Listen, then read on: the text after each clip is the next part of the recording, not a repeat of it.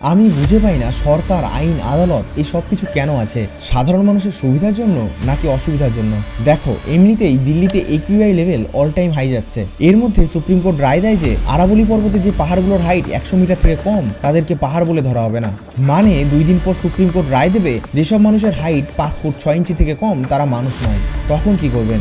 আজ যদি সুপ্রিম কোর্টের রায় মেনে মাইনিং কোম্পানিগুলো আরাবলি পর্বতকে ধ্বংস করে দেয়, তাহলে তার প্রথম প্রভাবটা সেখানেই পড়বে যেখান থেকে এই রায় দেওয়া হয়েছিল।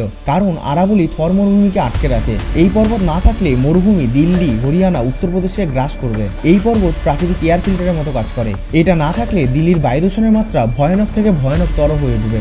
আরাবলি বৃষ্টির জল ধরে রেখে ভূগর্ভস্থ জল রিচার্জ করে। এটা গায়েব হলে রাজস্থান ও তার আশেপাশের এলাকায় জল শূন্যতা দেখা দেবে।